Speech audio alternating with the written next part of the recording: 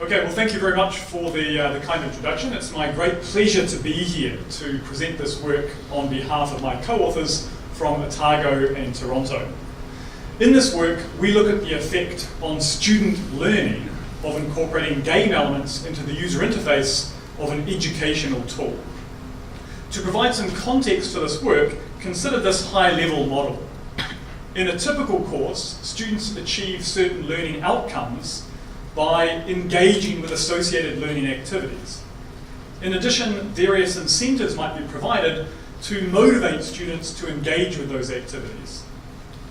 In this work, the measure of learning that we use is exam performance. Exams are a common form of assessment, and preparing for exams can be very stressful for a lot of students. Anything we can do to help improve exam performance is therefore of value. The learning activity that we look at in this course involves an online tool designed to help students prepare for exams. This online tool supports two primary activities: question generation and self-testing. The basic operation of the tool, as you can see in the diagram, is that students work collaboratively to build a repository of practice questions which they can then use to help prepare for the exam. In the question generation phase, students create these questions and then publish them to the repository. In the self-testing phase, students can access any of the available questions and answer them for practice and get feedback on their answers. There are good reasons to believe that both question generation and self-testing will be beneficial to students. There are robust phenomena from the cognitive psychology literature, such as the generation effect, which posits that people remember information better when they take an active role in producing that information. And also the testing effect, which states that being tested on previously studied material is more beneficial to long-term retention than restudying the material. And the testing effect is widely known and has been reported in popular media outlets like the New York Times. And finally, the incentives that we look at in this work involve the use of game elements that appear inside the user interface of this online tool. The aim, of course, is that these game elements will motivate students to engage in both creating questions and answering questions for practice. Now, when game elements are used in this way to try to promote certain behaviours, it's often referred to as gamification. And there remains a strong interest in understanding the effects of gamification in educational environments. For example, 2 years ago at this conference, the closing keynote was given by Salman Khan, the founder of the Khan Academy. And after his talk, there was this sit-down Q&A session, and people could ask questions by submitting those questions online, and they could vote on the questions they most wanted to hear the answer to. During that session, the number one top voted question was around the use of gamification in Khan Academy. But even outside of this community, there is a large body of literature looking at the effects of gamification on things like student behaviours and student attitudes. But there remains a scarcity of empirical research looking at the effectiveness of using game elements in realistic learning situations, and that's what we're looking at in this work. So this is the specific model that we are testing. In particular, what we're looking at is, does question generation and self-testing behaviour mediate the relationship between gamification and exam performance? And in 2014, Richard Landers published his theory of gamified learning that described two processes, one of which was exactly this mediating process. And so one of the main goals of this work is to provide empirical support for Landers' theory in a realistic learning situation. So let me talk a little bit about the methods and the measures that we use. We conducted an experiment in a large first-year university biology course. We had about 700 participating students, and at the end of the course, students sat a high-stakes final exam. The measure that we use for student learning is simply the total exam score out of 100. Obviously, we would like to see students perform well on the exam. In terms of the activity, to support the question generation and self-testing tasks, we use a tool called Peerwise. The basic operation of this tool is that students will create questions, and this is an example of one of the questions that came out of the repository for this course. These are multiple choice questions, so students also create the set of answer options for these questions, and they also generate an explanation for the correct answer. So that's the question generation process. In the self-testing process, students can answer any of the existing questions and they get feedback on the correctness of their answers. We use two very simple quantitative measures to capture question generation and self-testing behaviour. We look at simply the number of questions created by students and the number of answers submitted by students. And finally, in terms of the gamification, we implement two widely used elements. We have a point system and we have a badges system. Now the point system is composed of two scoring algorithms, a reputation score and an answer score. And the badge system provides 15 badges that students can earn. Now, all of the details of these systems are in the paper, but I just want to emphasize now that both of these systems provide mechanics that reward both question generation and self-testing behavior. So we randomly assign students to 4 user interface conditions. The reason we have 4 conditions is that we wanted to test the effects of the points system separately from the badges system. So in the control condition, students could simply see the standard pairwise interface and access any of the questions that have been created. Students assigned to the points condition would see the reputation and answer scores appearing in the top right-hand corner of the interface. Students assigned to the badges condition could earn badges, and they would see notification messages appear for every new badge earned. And we also had a condition where we combined the point system with the badges system, and this was the both condition. Now you can see that in both the points and the badges in the both conditions, there are links at the bottom of the window which students can follow to find out, for example, how to increase their score or what the criteria are for the badges. Now when I present the results in a moment, I'm also going to refer to a group called the game group. Now the game group is simply the group of students that had access to any of the game elements. Here are the hypotheses that we test in this paper. Rather than reading all of these out, I will just briefly describe them with reference to the model at the top. So in H1, we're basically looking at the effect of the game elements on student activity with the tool. In other words, do the game elements actually promote students to create more questions and answer more questions? In H2, we're testing the effects of the point system separately from the badges system. And in fact, assuming that both the points and badge systems are effective, our specific hypothesis here is that students in the both group will be more active than students in either of the points group or the badges group. H3 is where we look at the relationship between student engagement with the tool and their exam performance, and H4 is where we formally test this mediation model. So let me present a few key results from the paper.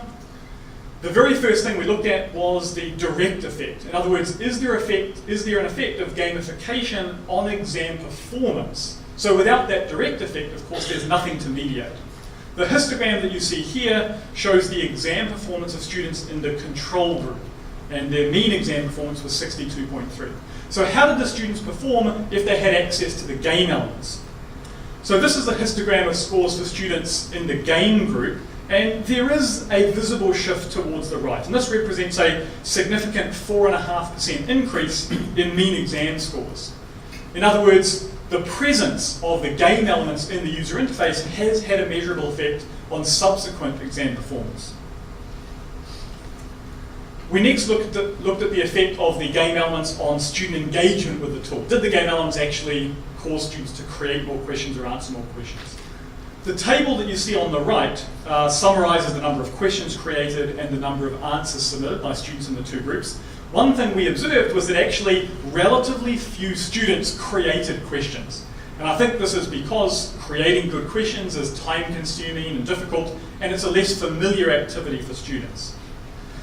What we noticed was that fewer than 7% of students in the control group and fewer than 12% of students in the game group created questions. And so the medians of those groups are 0. Now, the difference in those proportions does differ significantly, but there's not a lot of variability in the question authoring data. So while I'll leave those results in the paper, I'm going to focus in this talk on self-testing behavior. The chart you see on the left compares the self-testing or answering behavior of students in the control group with students who had access to any of the game elements. And as you can see, there is a significant increase, a 40% increase in the median number of answers submitted. So the presence of the game elements in the interface has caused an increase in self-testing behavior. When we looked at the separate effects of the point system, the badger system, and the both group on self-testing behavior, we noticed we didn't have support for hypothesis 2. In other words, students in the both group were not more active than students in the points or the badgers groups. So we were trying to understand why this might be. Of course, one plausible explanation is that at least one of these game elements is simply not effective. So to try to understand this, we can look at all of the data for each of the groups. So this chart shows the answering behavior of all students in the control group. Each point is a student, and the vertical axis is the number of answers they submitted during self-testing. Now, the shape of this curve, I think, is more or less what you would expect. That is a relatively small number of students being highly active.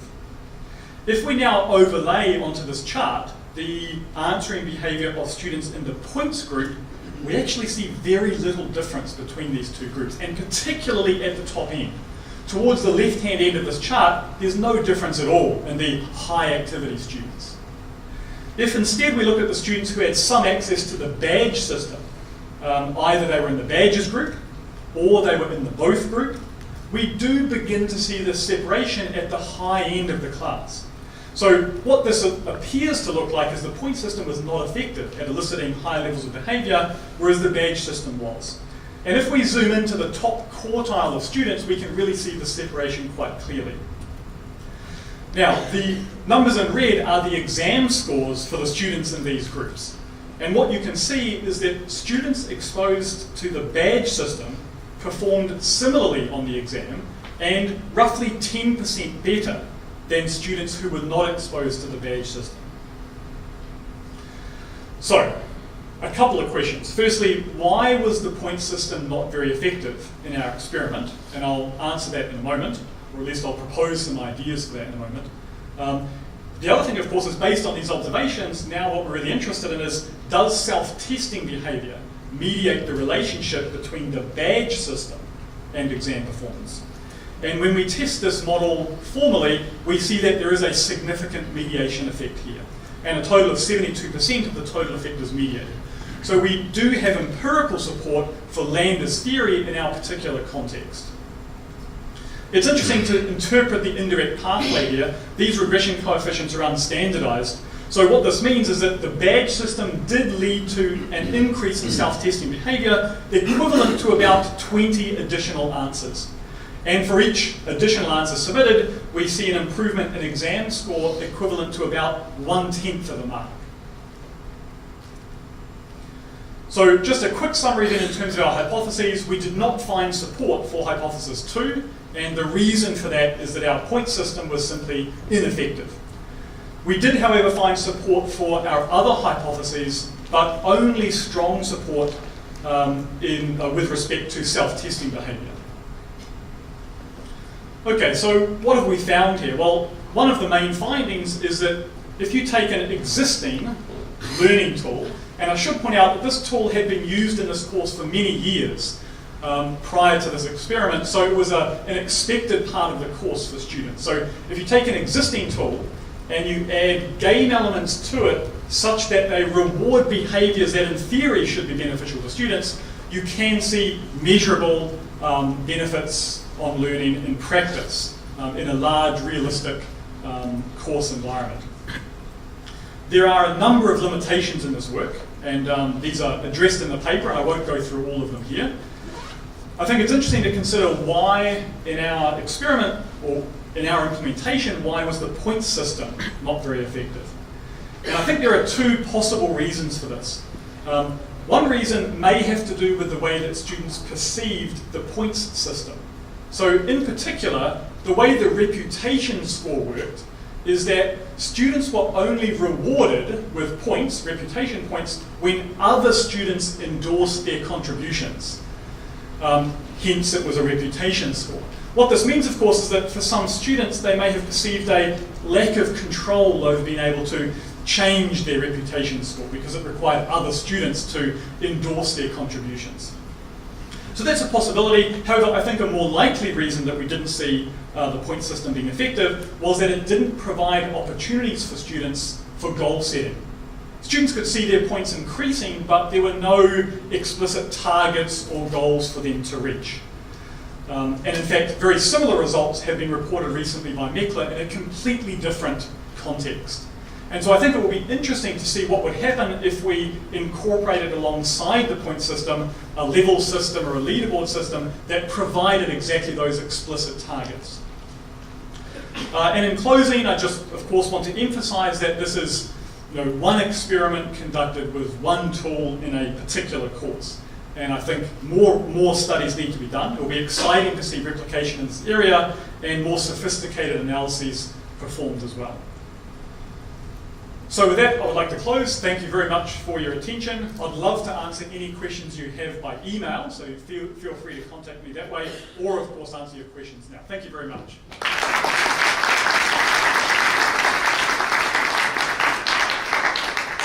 Thank you, Paul. We have time for questions. Hi, Ali Arya from Carleton University. Thank you very much for the presentation and a very nice, well done study.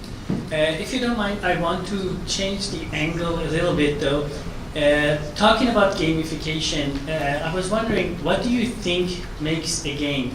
Is it things like badges, points, and leaderboards, or is that self-paced, playful exploration? And how would bring that into the whole experience rather than things like badges and points? Yeah, I mean, so there are definitions of games involving rules and things. I acknowledge that this is a relatively simple experiment, and we take the very surface level definition of learning in terms of the use of game-like elements in a non-game context. And I also believe that there is a lot of scope to improve. I mean, these are very simple elements. They had an effect, but I'm fairly certain that more sophisticated elements that might bring in some of those things that you mentioned may be more effective. This is really, I think, in our minds, a sort of a baseline measure of what can happen with very simple elements. Thank you. Thank you. Thank you so much for the interesting presentation. Actually, I have two questions. One of them is, the simple one is, are you actually intending to study some impact of personalization on the performance? Because we have some research related to what you're doing right now that have shown that students actually that got personalized elements and stuff like that actually performs better than those that just got and the one that were randomly assigned to them, just like getting a reward, a punch, or competition or something like that. Yeah, and I was very excited to attend some talks at this conference on exactly that. For example, what we saw was at the high activity end of our cohort, we did see this effect, but we don't know anything about the personality traits of those students, for example. Okay, that might be an interesting dimension to look towards. And then the other question is, I feel a bit uncomfortable trying to predict student performance, the actual performance in exam, based on the gainful element that you assign to them, because I do think that there are so many factors that actually mediate performance, exam performance, that is external or that's internal to the user, including the IQ and stuff like that. So I rather feel like measuring their engagement is more like it, as opposed to measuring exam performance and trying to infer that because they actually had that gamified element in the course, whatever actually affected their performance. It feels a bit kind of for me. We had a large cohort here, and we did randomly assign them to the groups, and so I think we would expect to see kind of similar capabilities of students across those different groups. So I think the effects that we saw are small effects, because this, like you say, there are many other factors. We're only measuring engagement with this tool. These students might be reading their course book or doing other kinds of things online, which would also have an impact on their learning. And I think that's the reason the effects we see here are quite small. Okay, thank you. Hello, Gustavo from the University of Waterloo. I'm limited to one quick question because of time. So, the results show that the top 25 students apparently were more affected. Ideally, we would expect that the bottom students are those that we want to actually help Absolutely. more. Yep. So, do you have any idea of why that happened and maybe what we could do to help them? Well, I will answer your question by saying I completely agree with your sentiment. I mean, the students that we really want to help are the ones that need the help. But I think more research is needed to understand maybe gamification, or at least this type of gamification, isn't the answer for those students. But if it is, then it's not these types of elements. And so I think more research is needed. Yeah. Thank you very much. Thanks. Let's thank Paul one